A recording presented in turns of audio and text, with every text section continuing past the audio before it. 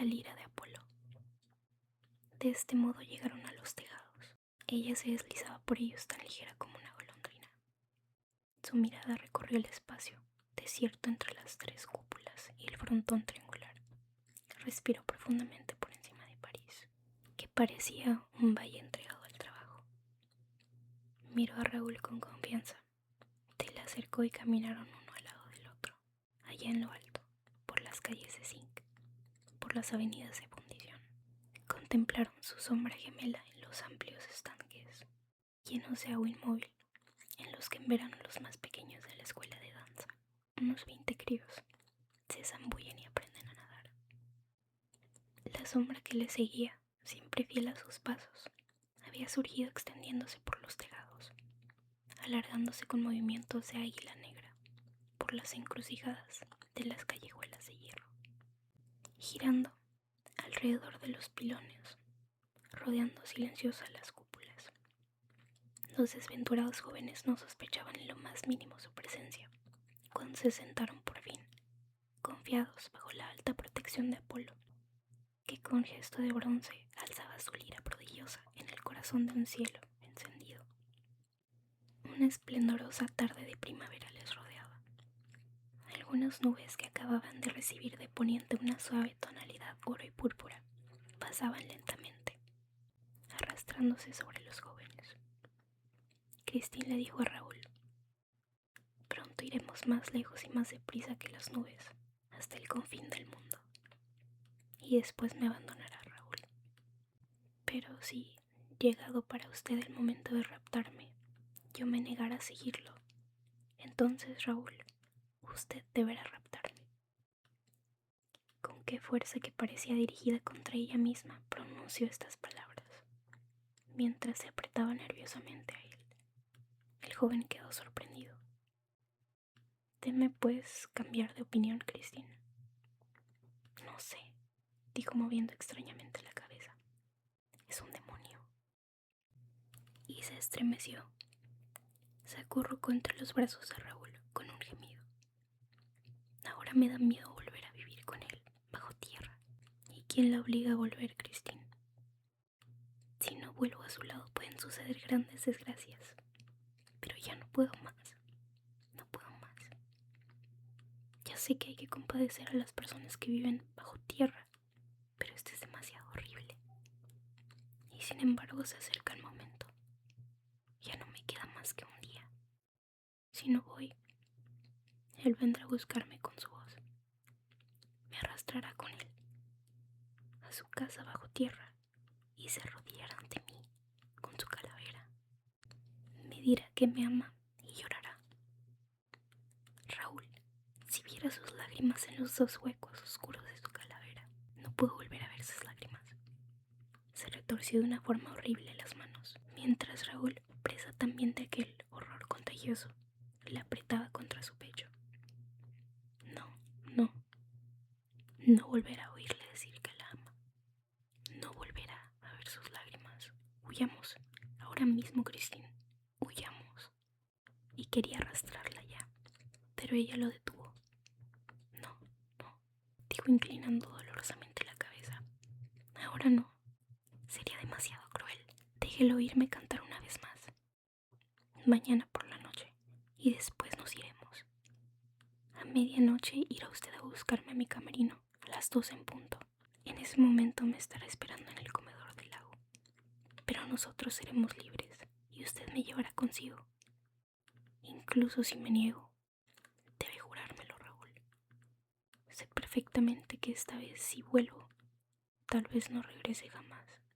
Y añadió: no puede usted comprender. Lanzó un suspiro al que pareció contestar otro suspiro detrás de ella. ¿No ha oído? Le castañeteaban los dientes. No, aseguró Raúl. No he oído nada. Es horroroso, afirmó ella, estar temblando así constantemente. Sin embargo, aquí no corremos ningún peligro. Estamos en nuestra casa, en mi casa, en el cielo, al aire libre, pleno día. El sol está ardiendo y a los pájaros nocturnos no les gusta contemplar el sol. Jamás lo he visto a la luz del día. Debe ser horrible. balbuceó mirando a Raúl con ojos perdidos. La primera vez que le vi creía que él iba a morirse. ¿Por qué?, preguntó Raúl, realmente asustado del tono que tomaba aquella extraña y formidable confidencia. ¿Por qué creyó que iba a morir? Porque yo lo había visto. Esta vez Raúl y Cristín se volvieron a un tiempo. Por aquí hay alguien que sufre, dijo Raúl. Tal vez un herido. No ha oído. No podría decirlo, declaró Cristín. Incluso cuando no está, mis oídos están llenos de sus suspiros. Pero si usted lo ha oído. Se levantaron y miraron alrededor de sí. Se encontraban absolutamente solos en el inmenso tejado de plomo. Volvieron a sentarse.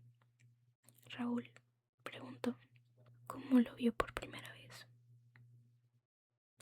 Hacía 3 meses que lo oía sin verlo.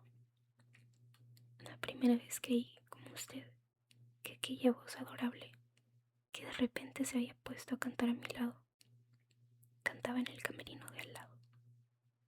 Salí y la busqué por todas partes, pero mi camerino está muy aislado, como ya sabe. No pude encontrar la voz en otro lugar. En realidad seguía allí, en mi camerino. Además, no se limitaba a cantar, sino que me hablaba, contestaba mis preguntas, como una auténtica voz de hombre, con la diferencia de que era bella, como la voz de un ángel. ¿Cómo explicar un fenómeno tan increíble? Yo nunca había dejado de pensar en el ángel de la música, que mi pobre padre había prometido enviarme apenas muriese. Me atreví a hablarle de esta chiquillada, Raúl, porque usted conoció a mi padre, porque él le quiso y porque usted creyó, igual que yo cuando éramos niños, en el ángel de la música. Por eso estoy segura de que no se sonreirá ni se burlará. Yo conservaba el alma tierna y crédula de la pequeña Lot, y no fue precisamente la compañía de la señora Valerius la que me la hizo perder. Llevé aquella alma inmaculada en mis manos ingenuas, e ingenuamente la atendí. Le ofrecí a la voz de hombre, creyendo ofrecerla al ángel. En cierta manera, la culpa fue también de mi madre adoptiva, a la que no ocultaba yo nada del inexplicable fenómeno. Se apresuró en decirme: debe ser el ángel. En todo caso, siempre puedes preguntárselo. Lo hice. Y la voz de hombre me contestó que era en efecto la voz de ángel que esperaba y que mi padre me había prometido al morir.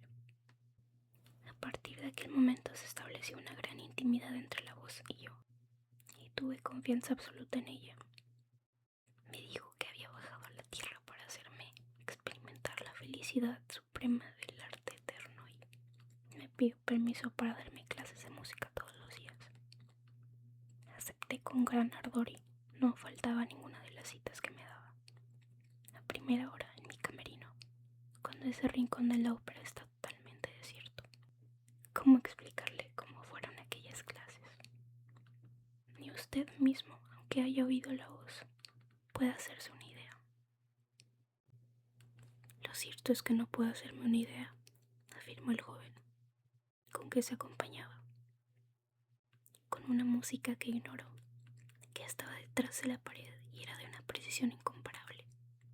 Además, era como si la voz supiera con exactitud en qué punto de mis clases mi padre me había dejado al morir, y también el simple método que había usado. Y así, recordando, mejor dicho, al acordarse mi voz de todas las lecciones anteriores y beneficiándome de repente de las que recibía, evolucioné prodigiosamente, y de tal modo que en otras condiciones habría tardado años. Piense que mi salud es bastante delicada y que mi voz tenía en principio poco carácter. Naturalmente las cuerdas bajas estaban poco desarrolladas.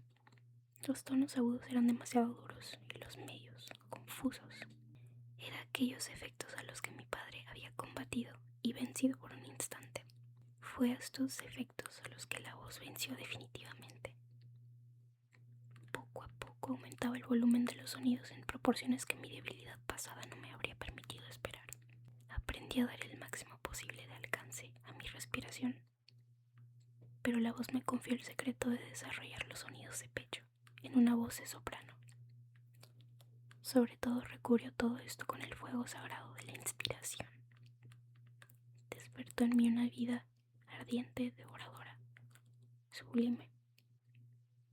La voz tenía la virtud de, al hacerse oír, elevarme hasta ella. Me ponía a la altura de su vuelo maravilloso. El alma de la voz habitaba en mi boca y la llenaba de armonía. En pocas semanas ya no me reconocía al cantar. Estaba incluso asustada. Por un momento temí que hubiera en todo eso una especie de sortilegio, pero la señora Valerius me tranquilizó. Me consideraba una joven demasiado simple como para interesar al demonio.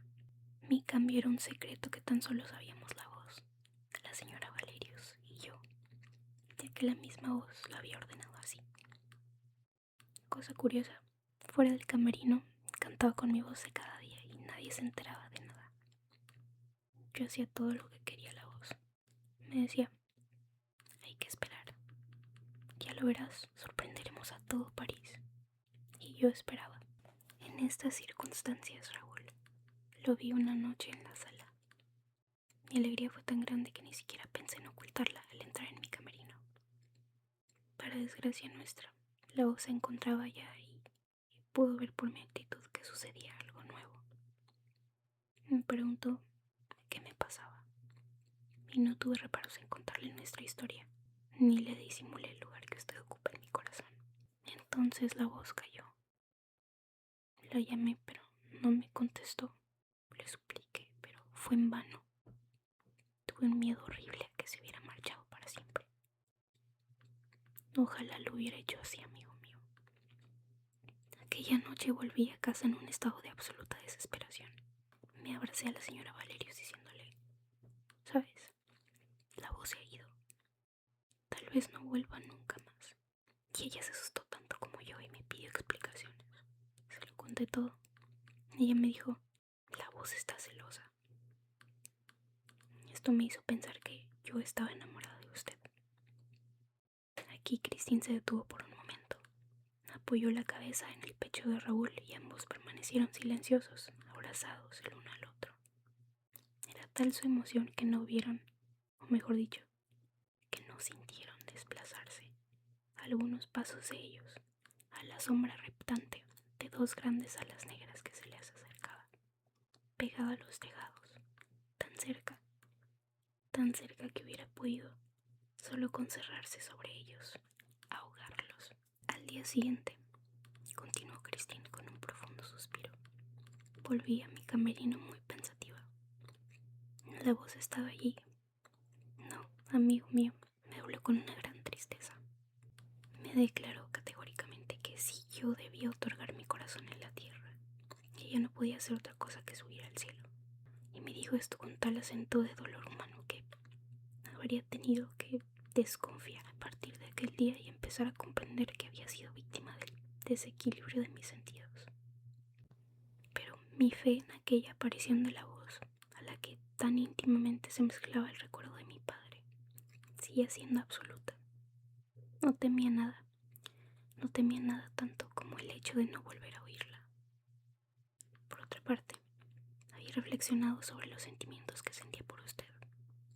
Había medido todo el riesgo inútil. Ignoraba incluso si se acordaba de mí. Pero pasara lo que pasara, su posesión en la sociedad me prohibía para siempre pensar en un enlace feliz.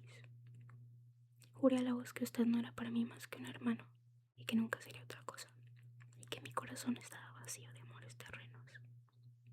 Esa es la razón, amigo mío, por la que apartaba los ojos en el escenario o en los pasillos cuando usted intentaba llamar mi atención.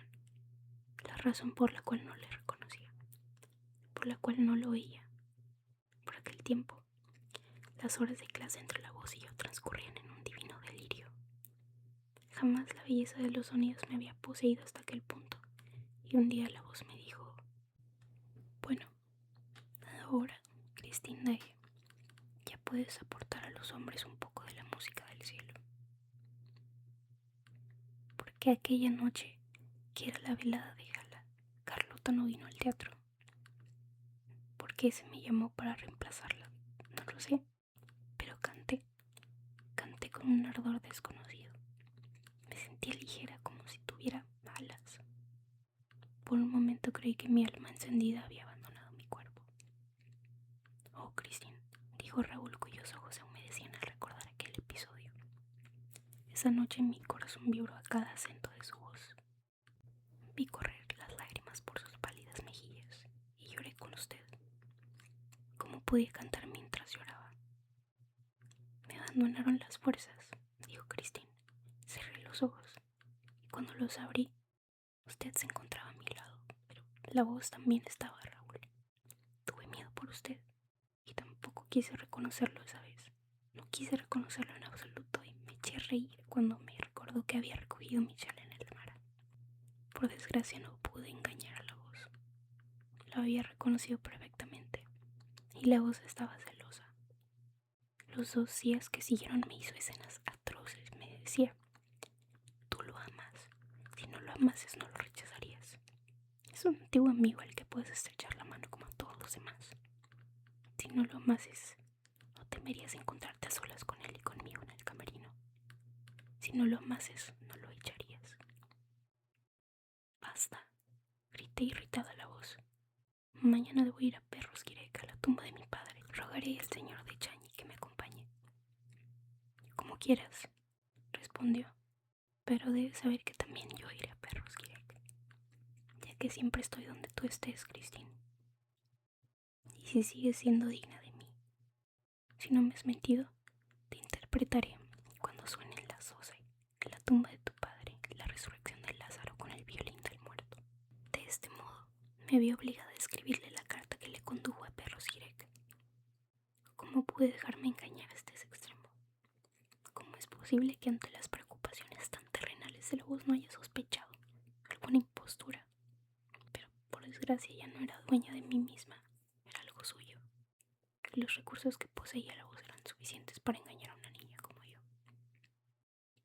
Pero bueno, exclamó Raúl en este punto del relato de Christine, donde esta parecía deplorar con lágrimas la excesiva inocencia de un espíritu poco listo. Pero supo usted la verdad, como no escapó inmediatamente de aquella horrible pesadilla. Saber la verdad, Raúl, y escapar de aquella pesadilla. Pero si por desgracia solo entré en aquella pesadilla hasta el día en que precisamente supe la verdad. Calle, no le he dicho nada. Y ahora que vamos a bajar del cielo a la tierra, compadézcame, Raúl, compadézcame. Una noche fatal, aquella en la que ocurrieron tantas desgracias. La noche en la que Carlota creyó ser un asqueroso gallo y en la que se puso a lanzar gritos como si hubiera pasado toda la vida en un corral. La noche en que de repente la sala se vio sumergida en la oscuridad tras la caída de la lámpara que se desplomó sobre la platea. Aquella noche hubo muertos y heridos y todo el teatro se llenó con los más tristes gemidos. Mi primer pensamiento, Raúl, en plena catástrofe, fue al mismo tiempo para usted y para la voz, ya que por aquel entonces ambos ocupaban por igual mi corazón. Enseguida me tranquilicé con respecto a usted al verlo en el palco de su hermano y sabía que no corría ningún peligro. En cuanto a la voz, me había anunciado que asistiría a la representación y temí por ella. Sí, realmente tuve miedo como si se tratara de alguien de carne y hueso capaz de morir. Me decía a mí misma, quizá la lámpara haya aplastado a la voz. Me encontraba entonces en el escenario y asustada, hasta el punto de que me disponía a correr a la sala para buscar a la voz entre los muertos, cuando se me ocurrió la idea de que, si no le había pasado nada, debía estar ya en mi camerino, deseosa de tranquilizarme. De un salto me planté en el camerino. La voz no estaba. Me encerré allí y le supliqué que si aún estaba con vida se manifestara. La voz no me contestaba, pero de repente oí un largo, un admirable gemido que conocía perfectamente. Eran los llantos del violín de mi padre. Reconocía la forma de tocar el arco de Dae, el mismo que nos encantó la noche del cementerio. Después, por encima del instrumento invisible y triunfante, oí el grito de alegría de la vida, y la voz, manifestándose al fin, se puso a cantar dominante y soberana. Me es difícil explicarle la impresión que sentí al oír aquella música que cantaba la vida eterna en el momento en que a nuestro lado, unos pobres desgraciados aplastados por aquella lámpara fatal, pareció que me ordenaba que me levantara, que me fuera hacia ella. Se alejaba, la seguí, y cosa extraordinaria, mi camerino parecía alargarse ante mis pasos. Alargarse. Evidentemente debía de tratarse de un efecto causado por los espejos, ya que el espejo se encontraba frente a mí y de repente me encontré fuera de mi camerino sin saber cómo. Aquí Raúl interrumpió bruscamente a la joven. ¿Cómo? Christine, ¿por qué no deja de soñar? No soñaba, mi pobre amigo. Me encontré fuera de mi camerino sin saber cómo. Usted que me vio desaparecer una noche quizá pueda explicarlo, pero yo no puedo. Solo puedo decirle una cosa, y es que al encontrarme frente a mi espejo, no lo vi y giré para ver si lo tenía detrás, pero ya no había espejo ni camerino. Me encontraba en un corredor oscuro. Tuve miedo y grité. Todo estaba en tinieblas a mi alrededor. A lo lejos, una tenue claridad rojiza alumbraba un ángulo de la pared, una esquina de la encrucijada. Grité. Solo mi voz llenaba las paredes, ya que el canto y los violines habían enmudecido. En medio de la oscuridad, una mano tomaba la mía, o mejor dicho, algo huesudo y helado que me presionó la muñeca sin soltarla. Grité. Un brazo me tomó por la cintura y me levantó. Me debatí un instante horrorizada. Mis dedos se deslizaron a lo largo de las piedras húmedas, a las que no pudieron asirse. Después ya no me moví más. Pensé que iba a morir de terror. Me llevaban hacia la pequeña claridad rojiza. Entramos en aquel resplandor y entonces vi que estaba en brazos de un hombre envuelto en una gran capa negra que llevaba una máscara que le ocultaba toda la cara. Intenté un esfuerzo supremo. Mis miembros se tensaron, mi boca se abrió una vez más para gritar mi terror, pero una mano la cerró. Una mano que sentí sobre mis labios, sobre mi carne y que olían a muerte, y me desmayé. ¿Cuánto tiempo permanecí inconsciente? No sabría decirlo. Cuando volví a abrir los ojos, el hombre de negro y yo seguíamos sumidos en las tinieblas. Una linterna sorda colocada en el suelo alumbraba el chorro de una fuente. El agua que salía de la pared desaparecía casi de inmediato a través del suelo en el que yo me encontraba tendida. Mi cabeza descansaba sobre las rodillas del hombre de la capa, y la máscara negra y mi misterioso compañero me refrescaba las sienes con una suavidad, una atención y una delicadeza que me parecieron más difíciles de soportar que la brutalidad del rapto. Sus manos, pese a ser muy ligeras, no dejaban de oler a muerte. Las rechacé, pero sin fuerza. Pregunté en un suspiro: ¿quién es usted? ¿Dónde está la voz? Me respondió un suspiro.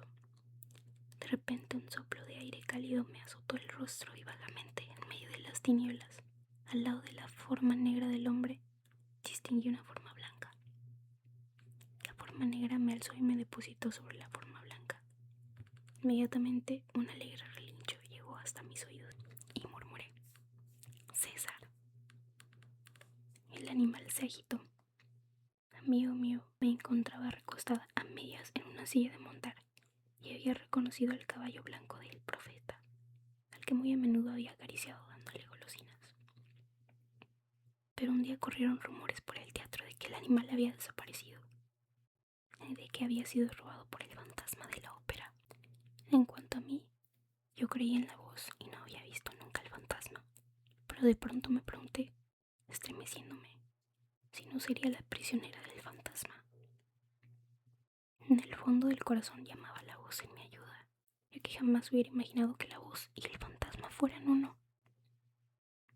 ¿Ha oído usted hablar del fantasma de la ópera, Raúl? Sí, respondió el joven. Pero dígame, Christine, ¿qué ocurrió cuando se encontró al lomo del caballo blanco del profeta? No hice el menor movimiento y me dejé llevar. La silueta negra me sostenía y yo no hacía nada para desprenderme de ella. Una paz extraordinaria me invadía y pensaba encontrarme bajo la benigna influencia de algún elixir. Me sentía en plenitud de fuerzas. Mis ojos se iban acostumbrando ya a las tinieblas que por otra parte se aclaraban en algunos lugares, gracias a breves fulgores. Juzgué que nos encontrábamos ahora en un Pensé en que aquella galería que rodeaba la ópera, bajo tierra, era inmensa. Una vez, tan solo una vez, había bajado a los subterráneos de la ópera, que son prodigiosos, pero me había detenido en el tercer sótano sin atreverme a adentrarme más bajo tierra. Sin embargo, 2 pisos más, en los que se había podido asentar una ciudad, se abrían ante mis pies, pero las sombras que se me habían aparecido me hicieron huir. Ahí hay demonios completamente negros ante calderas que agitan palas y tenedores. Animan los braseros, encienden llamas, te amenazan si te acercas abriendo de repente sobre uno la boca roja de los hornos. Pero mientras César me llevaba tranquilamente sobre su lomo en medio de aquella noche de pesadilla, desaparecieron definitivamente. La forma de hombre continuaba sosteniéndome y César caminaba sin guía y con pie firme. No podría decirle ni siquiera aproximadamente cuánto duró aquel viaje a través de la noche. Simplemente sentía que girábamos, que bajábamos siguiendo una inflexible espiral hacia el corazón mismo de los abismos de la tierra. Pero no sería mi cabeza la que giraba. De todas formas no lo creo. No, estaba en un increíble estado de lucidez. César olfateó un momento, notó la atmósfera y aceleró el paso. Sentí el aire húmedo y después César se detuvo. La noche se había aclarado. Un resplandor azulado nos rodeaba. Miré dónde nos encontrábamos. Estábamos al borde de un lago cuyas aguas de plomo se perdían a lo lejos en la oscuridad. Pero la luz azul iluminaba aquella orilla y vi una barquilla atada a una argolla de hierro en el muelle. Yo sabía que todo aquello existía y la visión de aquel lago y de aquella barca bajo tierra no tenía nada de sobrenatural. ¿Acaso el elixir había dejado de hacer efecto? ¿Acaso la frescura de aquellos parajes bastaba para hacerme volver en mí misma? Pero mi sopor desaparecía e hice algunos movimientos que denotaban que el terror volvía a empezar. Mi siniestro compañero debió darse cuenta ya que con un gesto rápido despidió a César, que huyó por las tinieblas de la galería, y oí el galope de sus cascos en los peldaños de una escalera. Después el hombre saltó a la barca y liberó su atadura de hierro. Tomó los remos y remó con firmeza y rapidez. Bajo la máscara, sus ojos no me perdían de vista. Sentía clavado en mí el peso de sus pupilas inmóviles. A nuestro alrededor el agua no hacía el menor ruido. Nos deslizábamos en medio de aquel resplandor azulado del que le he hablado. Más adelante volvimos a sumergirnos en la noche más completa y por fin atracamos. La barca chocó contra un cuerpo duro y de nuevo volvió a llevarme en brazos. Pero yo había recobrado fuerzas para gritar y grité. Pero súbitamente me callé, deslumbrada por la luz. Sí, una luz brillante, en el centro de la cual me había depositado. Me levanté de un salto. Me sentía en la plenitud de mis fuerzas, en medio de un salón que me pareció ordenado, amueblado y adornado de flores. De flores, a la vez preciosas y estúpidas, a causa de las cintas de seda que las ataban a las canastas, igual que las que venden en las tiendas de los bulevares demasiado civilizadas, como las que estaba acostumbrada a encontrar en mi camerino después de cada estreno. Y en medio de aquel perfume tan parisino, la silueta negra del hombre de la máscara estaba de pie, con los brazos cruzados, y habló. Tranquilízate, Christine, dijo. No corres el menor de los peligros. Era la voz. Mi furia igualó a mi sorpresa. Me precipité sobre aquella máscara y quise arrancarla para conocer el rostro de la voz. La forma de hombre me dijo: no correrás ningún peligro si no tocas la máscara. Y aprisionándome suavemente las muñecas me hizo sentar. Luego se arrodilló ante mí y no dijo nada más. La humildad de ese gesto me hizo recobrar algo de valor. La luz, al precisar todas las cosas a mi alrededor, me devolvió a la realidad de la vida. Por muy extraordinaria que pareciera, la aventura estaba ahora rodeada de objetos mortales a los que podía ver y tocar. Los tapices de las paredes, los muebles, las antorchas, los jarrones e incluso las flores, cuyo origen y precio hubiera podido decir, sus canastillas doradas encerraban fatalmente mi imaginación en los límites de un salón tan trivial como otro cualquiera que, por lo menos, tenía la excusa de no estar situado en los sótanos de la ópera.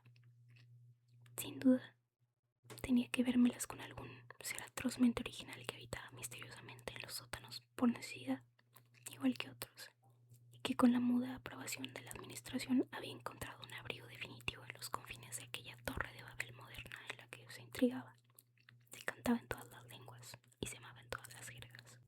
Y entonces la voz a la que había reconocido, a pesar de su máscara, que no había podido ocultármela, era aquello que estaba arrodillado ante mí, un hombre. No pensé en la horrible situación en la que me encontraba. Ni siquiera me preguntaba qué iba a ocurrirme y cuál era el designio oscuro y fríamente tiránico que me había conducido hasta aquel salón. De la misma manera que se encierra un prisionero en una mazmorra o una esclava en un harén. No, me decía, la voz es esto, un hombre. Y me eché a llorar. El hombre, siempre arrodillado ante mí, comprendió sin duda el motivo de mis lágrimas porque dijo, es cierto, Christine, no soy ni ángel, ni genio, ni fantasma. Soy Eric. Aquí volvió a interrumpirse el relato de Christine. A los dos jóvenes les pareció que el eco había repetido detrás de ellos. Eric. ¿Qué eco? Se volvieron y solo vieron que había llegado la noche. Raúl hizo ademán de levantarse, pero Christine lo retuvo a su lado. Quédese. Ahora tiene que saberlo todo aquí. ¿Por qué, Christine? Temo por usted el fresco de la noche. No debemos temer más que a las trampillas, amigo mío. Y aquí nos encontramos en el confín del mundo de las trampillas. Además, no puedo verlo fuera del teatro. No es este el momento de contrariarlo. No despertemos sus sospechas. Christine, algo me dice que hacemos mal en esperar hasta mañana por la noche y que deberíamos huir ahora mismo. Le digo que si no me oye cantar mañana por la noche tendrá un gran disgusto. Es muy difícil no hacer sufrir a Eric y a la vez huir para siempre. En esto tiene razón, Raúl, ya que lo más probable es que él se muera si me voy.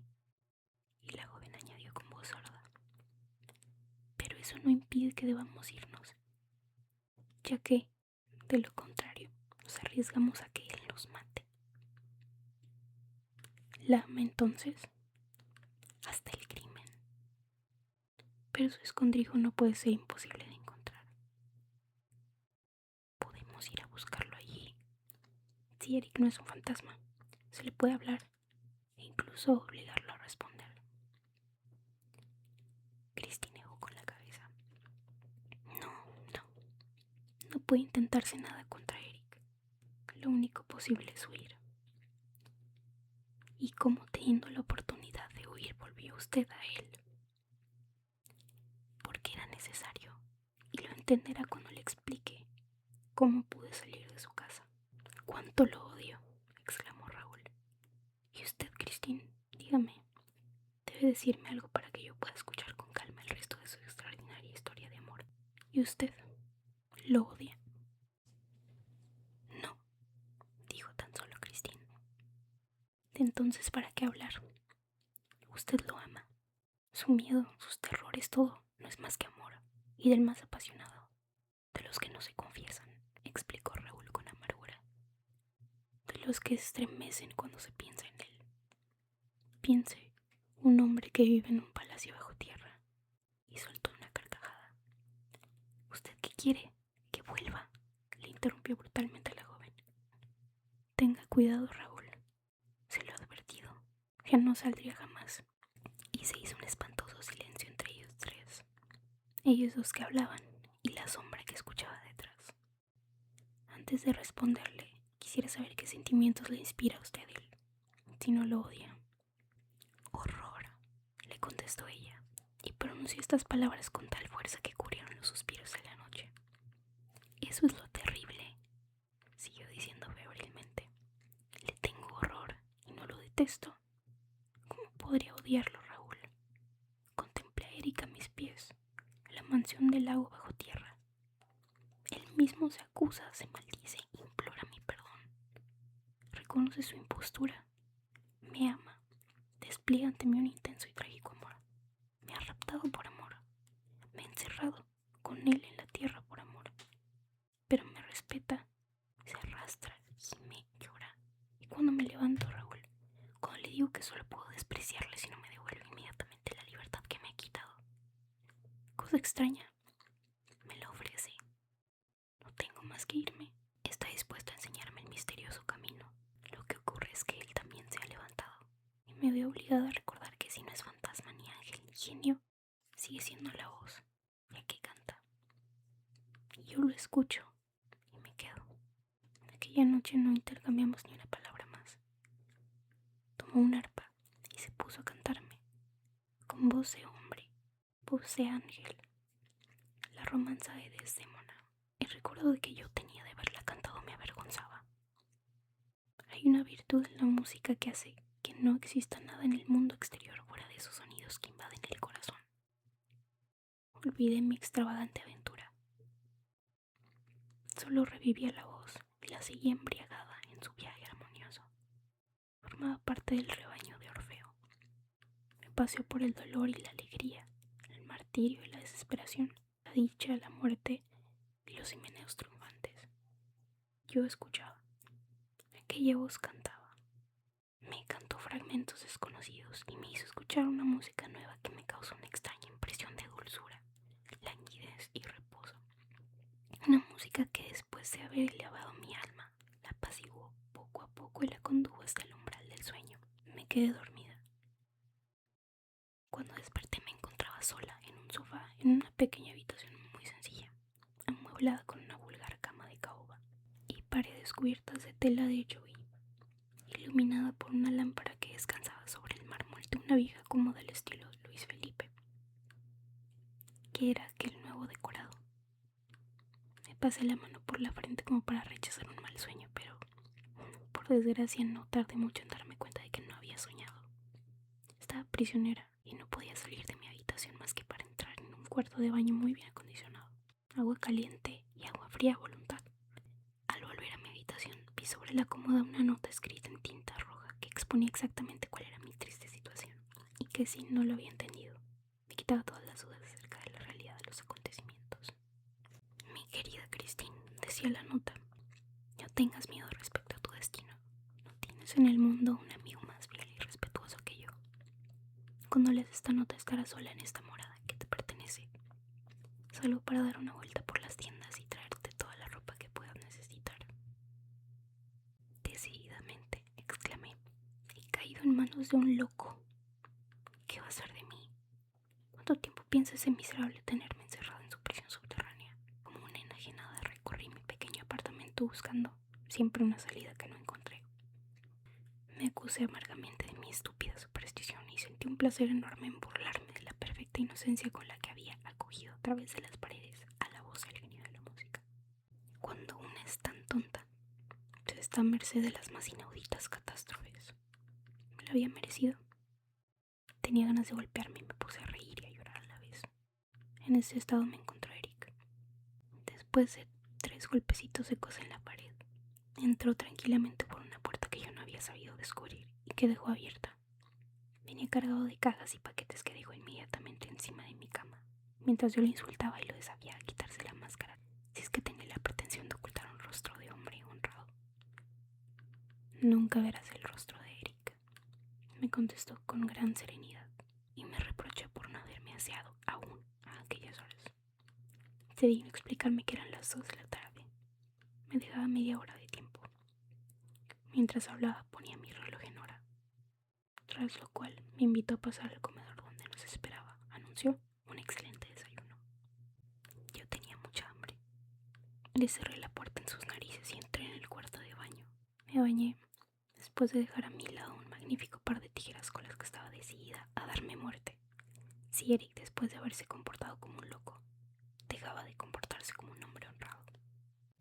El baño me hizo un gran bien, y cuando reaparecí ante Eric, había tomado la sabia decisión de no insultarlo, ni herirlo, y por el contrario de halagarlo para obtener una rápida libertad. habló el primero acerca de los proyectos que tenía sobre mí, precisándomelos para tranquilizarme. Le gustaba demasiado mi compañía para verse privado de ella inmediatamente, como por un momento había consentido el día anterior. Ante la expresión indignada de mi horror, yo debía entender que no había motivo para asustarme de tenerlo a mi lado. Me amaba, pero ya no volvería a decírmelo si yo no se lo autorizaba. Y el resto del tiempo lo pasaríamos con la música. ¿Qué entiende usted por el resto del tiempo?, le pregunté. 5 días, me contestó con firmeza. Y después seré libre. Serás libre, Christine, ya que transcurridos esos 5 días, habrás aprendido a no temerme. Entonces volverás para ver de cuando en cuando al pobre Eric. El tono en que pronunció estas últimas palabras me conmovió profundamente. Me pareció reconocer una angustia tan real, tan digna de piedad, que alcé hacia la máscara un rostro enternecido. No podía ver los ojos detrás de la máscara, y esto no ayudaba a disminuir el desagradable sentimiento de malestar que sentía al interrogar aquel misterioso trozo de tela negra. Pero por debajo de la tela, en la punta de la barbilla de la máscara, aparecieron 1, 2, 3, 4 lágrimas. Me señaló en silencio un asiento frente a él, al lado de un pequeño velador que ocupaba el centro de la estancia donde el día anterior había tocado el arpa para mí. Me senté muy turbada. Sin embargo, comí sin apetito algunos cangrejos y un ala de pollo regada con un poco de vino. Él no comía ni bebía. Le pregunté cuál era su nacionalidad y decía que el nombre de Eric no era de origen escandinavo. Me contestó que no tenía nombre ni patria y que había elegido el de Eric por casualidad. Le pregunté por qué, ya que me quería, no había encontrado un medio mejor de decírmelo que el de arrastrarme con él y encerrarme bajo tierra. Es muy difícil de hacerse amar en una tumba, le dije. No tiene las citas que puede, respondió en un tono muy especial. Luego se levantó y me tendió la mano, porque quería hacerme los honores de su vivienda. Pero yo retiré con brusquedad mi mano de la suya, lanzando un grito. Lo que acababa de tocar era a la vez húmedo y óseo, y recuerde que sus manos olían a muerte. Oh, perdón, gimió, y abrió una puerta ante mí. Esta es mi habitación, dijo. Es bastante extraña. ¿Quieres visitarla? No titubeé. Sus modales, sus palabras, todo su aspecto me hacía tener confianza. Y además, sentí que no debía tener miedo. Entré. Me pareció que entraba en una cámara mortuoria. Las paredes estaban totalmente tapizadas de negro, pero en lugar de las lágrimas blancas que de ordinario completan este fúnebre ornamento, se veía encima de una enorme partitura de música las notas repetidas de Dies Irae. En medio de la habitación había un dosel del que colgaban unas cortinas de paño rojo y bajo el dosel un ataúd abierto. Al verlo retrocedí. Ahí es donde duermo, dijo Eric. En la vida hay que acostumbrarse a todo, incluso a la eternidad. Volví la cabeza impresionada por aquel siniestro espectáculo. Mis ojos se posaron entonces en el teclado de un órgano que ocupaba toda una pared. Encima del pupitre se encontraba un cuaderno todo garrapateado de notas en rojo. Pedí permiso para mirarlo y leí en la primera página: Don Juan triunfante. Sí, me dijo, algunas veces compongo. Hace ya 20 años que empecé este trabajo. Cuando esté acabado, lo llevaré conmigo a ese ataúd y ya no me despertaré. Debe trabajar en él lo menos posible, exclamé. A veces trabajo 15 días y 15 noches seguidos, durante los cuales vivo tan solo de música. Después descanso durante años. ¿Quiere interpretarme algo de su Don Juan triunfante?, le pregunté, pensando que le gustaría y sobreponiéndome a la repugnancia que me causaba estar en aquella cámara de muerte. Jamás me pida eso, contestó con voz sombría. Este Don Juan no ha sido escrito según la letra de un Lorenzo da Ponte inspirado por el vino, los pequeños amores y el vicio. Si quiere, interpretaré a Mozart, que hará correr sus bellas lágrimas y le inspirará honestos pensamientos. Pero mi Don Juan, el mío, arde, Christine. En este punto volvimos a entrar al salón que habíamos abandonado. Me fijé que en ninguna parte de aquella estancia había espejos. Iba a decirlo, pero Eric se había sentado al piano diciéndome: mire, Christine, hay una música tan terrible que consume a todos los que se le acercan. Felizmente aún no ha llegado a ella, pues perdería sus frescos colores y ya no la reconocerían a su regreso a París. Cantemos ópera, Christine Daae. Me dijo: cantemos ópera, Christine Daae, como si se tratara de un insulto, pero no tuve tiempo para detenerme a pensar en el tono que había dado a sus palabras. Inmediatamente comenzamos el dúo de Otelo, y ya la catástrofe se cernía sobre nuestras cabezas. Esta vez me había dejado el papel de Desdémona, que canté con una desesperación y un espanto que no había alcanzado hasta aquel día. En lugar de paralizarme, la proximidad de semejante compañero me inspiraba un espléndido terror. Los hechos de los que era víctima me acercaban extraordinariamente al pensamiento del poeta, y encontré tonalidades que hubieran maravillado al músico. Él cantaba con voz de trueno, y su alma vengativa se volcaba sobre cada sonido, aumentando terriblemente su potencia. El amor, los celos y el odio brotaban en torno a nuestros gritos desgarradores. La máscara negra de Eric me recordaba el rostro del moro de Venecia. Era la viva imagen de Otelo. Creí que me iba a golpear, que me haría caer con sus golpes, y sin embargo no hacía el menor movimiento para huir de él y evitar su furor como la tímida Desdémona. Por el contrario, me acercaba a él, atraída, fascinada, encontrando el encanto de la muerte en semejante pasión. Pero antes de morir, quise conocer para conservar la imagen en mi última mirada, aquellos rasgos desconocidos a los que debía haber transformado el fuego del arte eterno. Quise ver el rostro de la voz, e instintivamente, mediante un gesto que no pude contener, mis dedos ágiles arrancaron la máscara. Horror, horror, horror.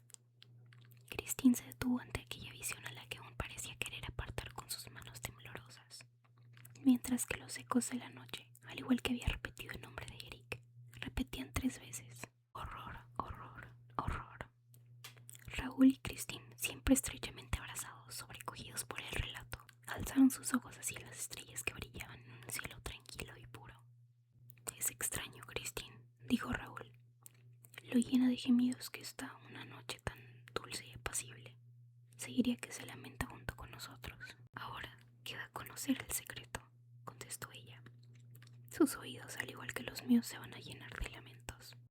Apretó las manos protectoras de Raúl entre las suyas y, sacudida por un largo estremecimiento, continuó: aunque viviese 100 años, siempre oiría el aullido sobrehumano que lanzó, el grito de su dolor y de su rabia infernales, mientras aquella cosa aparecía ante mis ojos dilatados por el espanto, tan abiertos como mi boca, que no se había cerrado y que, sin embargo, no gritaba ya.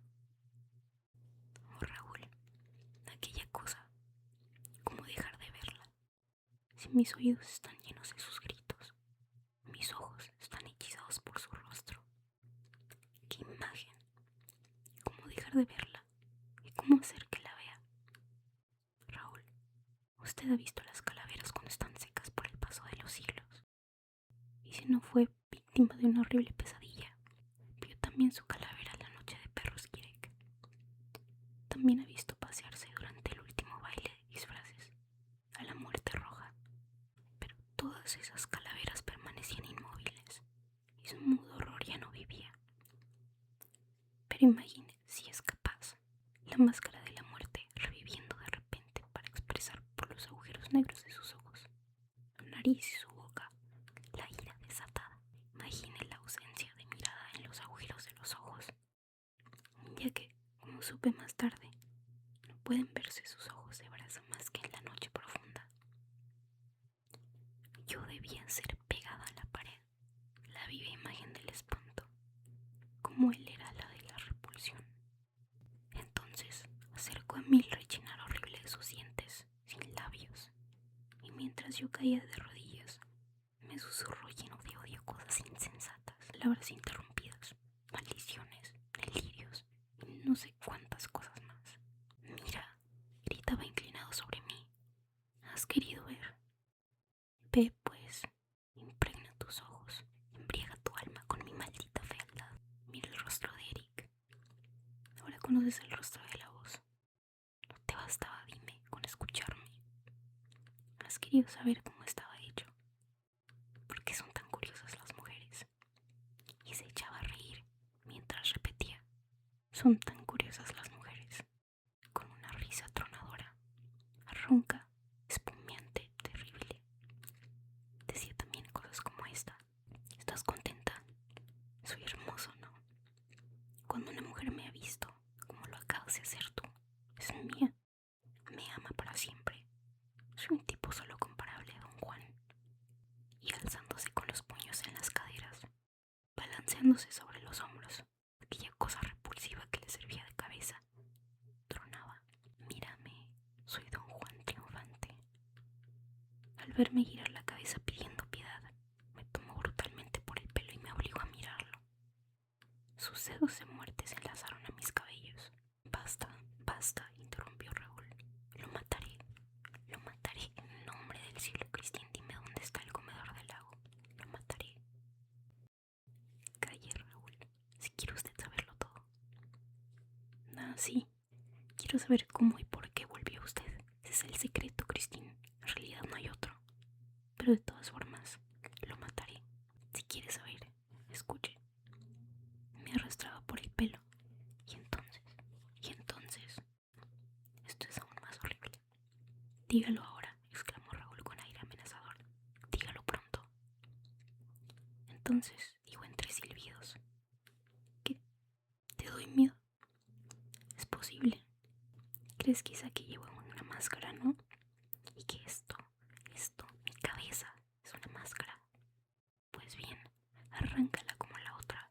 Vamos, vamos otra vez. Quiero que lo hagas. Tus manos, dame tus manos. Si no te bastan, te prestaré las mías. Y entre los dos arrancaremos la máscara. Me arrojé a sus pies, pero él me tomó las manos, Raúl, y los hundí en el horror de su cara. Con mis uñas se arrancó la carne, su horrible carne muerta. Mira, exclamaba desde el fondo de su garganta que bramaba como una fragua. Entérate una vez de que estoy hecho con materia de muerte, de la cabeza a los pies, y que es un cadáver el que te ama, te adora y no te dejará nunca, nunca. Haré ensanchar el ataúd, Cristian, para más tarde cuando hayamos acabado nuestros amores. ¿Ves? Ya no río, lloro por ti que me has arrancado la máscara y que por ella no podrás abandonarme jamás. Mientras podías creerme hermoso, Cristian, podías volver, sé que hubieras vuelto. Pero ahora que conoces mi monstruosidad, huirás para siempre. No te soltaré. ¿Por qué has querido verme, insensata, loca, Cristín?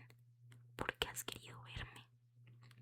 Si mi padre no me ha visto jamás y mi madre para no verme me regaló llorando mi primera máscara. Por fin me había soltado y yo me arrastraba por el parque entre sollozos. Después, como un reptil, se arrastró, salió de la habitación y entró en la suya, cuya puerta se volvió a cerrar, y yo me quedé sola, entregada a mi horror y a mis pensamientos, libre de la visión de la cosa. Un inmenso silencio sepulcral había sucedido a aquella tormenta, y pude reflexionar acerca de las terribles consecuencias del gesto que había hecho al arrancarle la máscara. Las últimas palabras del monstruo me habían informado de sobra. Yo misma me había aprisionado para siempre y mi curiosidad iba a ser la causa de todas mis desgracias. Me lo había advertido con frecuencia. Me había repetido que no correría ningún peligro mientras no tocase la máscara y yo la había tocado. Maldije mi imprudencia, pero me di cuenta, temblando, de que el razonamiento del monstruo era lógico. Sí, habría vuelto si no le hubiera visto el rostro. Ya me había conmovido lo suficiente, interesado, incluso apiadado mediante sus lágrimas enmascaradas para que permaneciera impasible ante su ruego. Por último, yo no era una ingrata, y su defecto no iba a hacerme olvidar que era la voz, y que me había reconfortado con su genio. Habría vuelto, pero ahora, a encontrarme lejos de aquellas catacumbas, no volvería. No se vuelve para encerrarse en una tumba con un cadáver que te ama, extraviada ante la idea del destino que me estaba reservado, presa del terror de ver volverse a abrir la puerta de la habitación del ataúd y de volver a ver el rostro del monstruo sin máscara. Me había deslizado hasta mi propio cuarto y me había apoderado de las tijeras que podían poner término a mi espantoso destino, cuando en ese momento oí las notas de un órgano.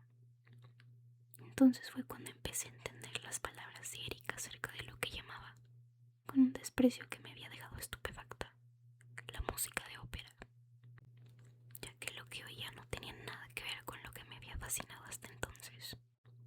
Su Don Juan triunfante, ya que no me cabía la menor duda de que se había volcado en su obra maestra para olvidar el horror de lo que acababa de ocurrir. Su Don Juan triunfante no me pareció al principio más que un largo, horrible y magnífico sollozo, en el que el pobre Eric había vertido toda su miseria maldita.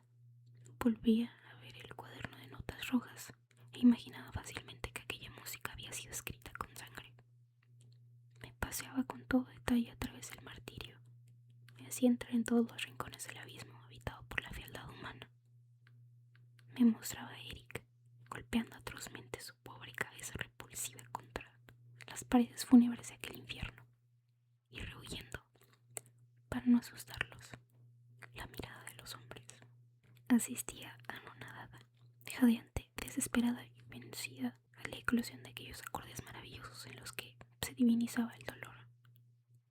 Después, los sonidos que subían del abismo se agruparon de repente en un vuelo prodigioso y amenazante. Su tropa tornasolada pareció escalar el cielo, al igual que el águila cuando sube hacia el sol. Aquella sinfonía pareció abrazar el mundo, y comprendí que la obra se había realizado por fin, y que la fealdad, elevada en alas del amor, se había atrevido a mirar cara a cara la belleza. Me sentía como ebria. La puerta que me separaba de Eric cedió ante mis esfuerzos. Se había levantado al oírme, pero no se atrevió a volverse. Eric, exclamé, enséñeme el rostro sin terror. Le juro que es usted el más desgraciado y sublime de los hombres. Y si a partir de ahora Cristina tiembla al mirarle, es porque pienso en la grandeza de su genio. Entonces, Eric se volvió. Había creído en mí, y yo también, por desgracia. Y yo tenía fe en mí. Elevó hacia el destino sus manos descarnadas y se arrodilló ante mí con palabras de amor en su boca de muerte. La música se había callado. Besaba el borde de mi falda y no vio que yo cerraba los ojos. ¿Qué más puedo decirle, Raúl? Ahora ya conoce el drama. Durante 15 días se repitió. 15 días durante los cuales le mentí. Mi mentira fue tan horrible como el monstruo al que iba dirigida, y a ese precio fue como pude conseguir la libertad. Quemé su máscara. Desempeñé tan bien mi papel que cuando no cantaba, se atrevía a mendigar alguna de mis miradas, como un perro tímido que da vueltas alrededor de su amo. Se convirtió así como en un esclavo fiel y me rodeaba de 1000 cuidados. Poco a poco llegué a inspirarle tanta confianza que se atrevió a llevarme a las orillas del lago Averno y a pasearme en barca por sus aguas de plomo. La noche en la que nos encontramos estuvo a punto de resultarme trágica, ya que siente hacia usted unos celos horribles, a los que no he podido combatir más que afirmando su próxima partida. Por fin, después de 15 días de aquel abominable cautiverio en el que me sentí unas veces transportada de piedad, otras de entusiasmo, de angustia y de horror, me creyó cuando le dije: volveré. Y ha vuelto, Cristina, gimió Raúl. Es cierto, Raúl. Y debo decir que no fueron las espantosas amenazas con las que acompañó mi libertad las que me ayudaron a mantener mi palabra, sino el sollozo desesperado que lanzó en el umbral de su tumba. Sí, ese sollozo, repitió Cristina moviendo dolorosamente la cabeza. Me encadenó al desventurado monstruo más de lo que yo misma suponía en el momento de decirnos adiós. Pobre Eric. Pobre Eric. Cristina, dijo Raúl poniéndose de pie, dice usted que me ama, pero pocas horas han transcurrido desde que ha recobrado su libertad, que ya vuelve al lado de Eric. Recuerda el baile de disfraces. Las cosas habían sido acordadas así. Recuerde también que aquellas horas las pasé con usted, Raúl, con peligro para ambos. Durante aquellas horas dudé de que me amase. Aún lo duda, Raúl. viajes al lado de Eric han aumentado mi horror hacia él, ya que cada uno de estos viajes, en lugar de calmarlo como yo esperaba, lo vuelven aún más loco de amor. Y tengo miedo, tengo miedo, tengo miedo. Tiene miedo, pero me ama. Si Eric no fuera como es, me amaría Christine. Desventurado. ¿Por qué tentar al destino? ¿Para qué preguntarme cosas que he ocultado en el fondo de mi conciencia como un pecado? Se levantó a su vez, rodeó la cabeza del joven con sus bellos brazos y le dijo: mi prometido de un día, si no lo amase no le ofrecería mis labios por primera y última vez. Él los tomó, pero la oscuridad que les rodeaba se desgarró de tal manera que huyeron, como si se acercara una tormenta, y sus ojos, los que habitaba el temor de Eric, les reveló antes de desaparecer en el fondo de los tejados, allá arriba, por encima de ellos, un inmenso pájaro nocturno que les miraba con sus ojos de brasa y que parecía aferrado a las cuerdas